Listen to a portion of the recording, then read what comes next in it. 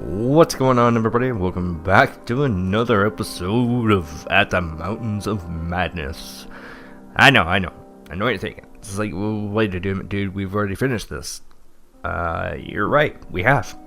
But because these devs are so friggin' amazing, I wanted to do another update video with you guys because they have actually released not one, but two updates.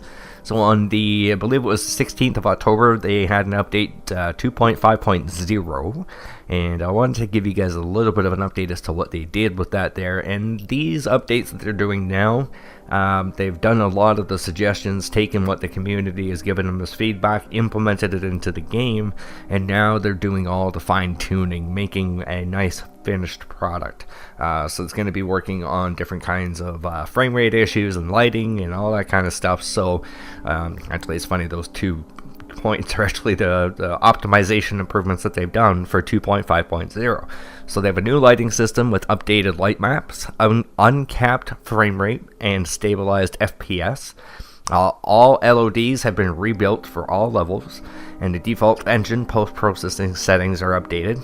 And then for changes and additions, at the very beginning of the game, when I first did this series, I think it was like episode 1 or 2, we had to find a hammer or a tool to extract a sample inside the cave. And now they took it out partway through. I think it was an update 2.3. They took it out to make that part a little bit easier.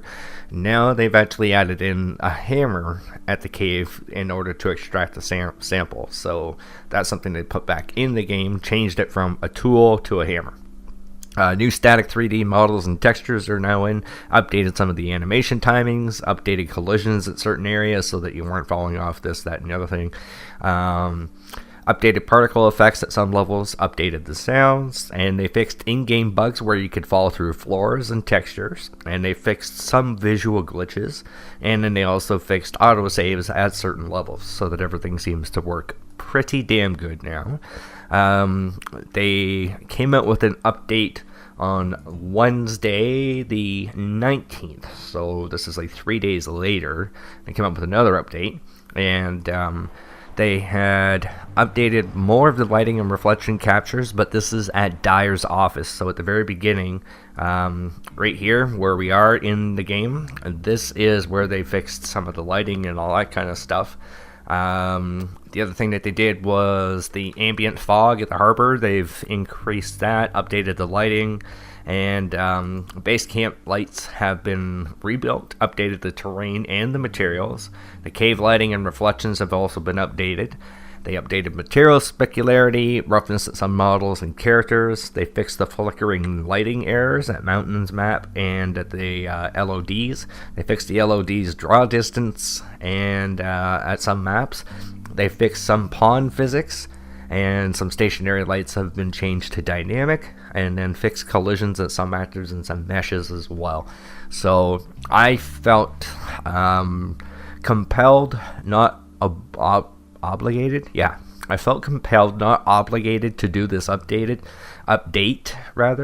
because the fact, like I said, these devs are amazing. This is something that you look for in a game developer, is someone that is as interested in making a great game as possible for everyone to be able to play, and not just make it playable, but because I know, like, people were saying the frame rate's not the greatest, and this stutters and that stutters and this looks like shit and whatever. But whenever you went and you told the devs, like, hey, there's this problem here, or I felt this would be better, they listened.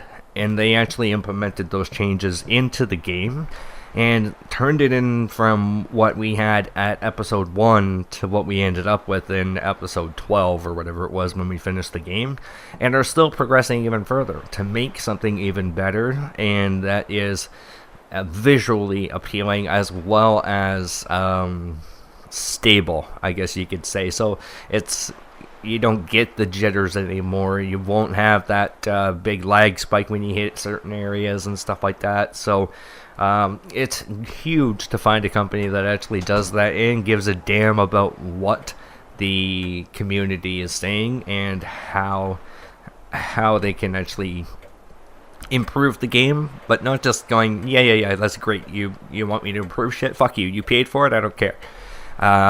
They're thank you for the money that you paid for the game, however much it may have been, whether it be $2 or $20. They've invested that money back in the game, and that is proven with the improvements that you see, especially this dog. Hey, pupper. So it's pretty cool to have them be able to do that, and I want to keep doing the update videos for these guys for that reason. Plus, I'm also curious to just kind of wander around and see what the improvements of the game are. So I thought I'd bring you guys back just for a quick little update video on this, and I really have mad respect for these guys. Not those. Well, yeah, maybe that is the devs. I've never physically met them in person, so that could very well be the devs. So say hi to your devs. These are the two guys that made this game, and they are two wonderful, amazing people. I know it's not just guys, and I'm going to do it again. We'll go back to the main menu here as well, because I want to pay off respects to the people that are in the credits as well. So I'm going to log out on this screen right here. These are all the people that are involved in making this game and did all the modeling and all that kind of stuff, the voice acting, programming, level and game design.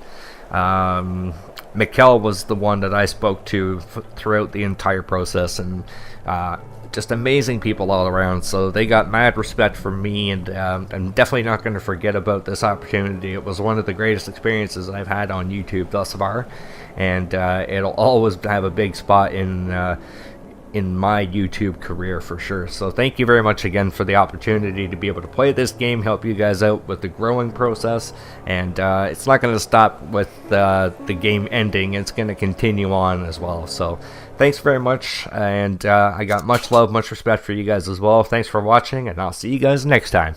Take care.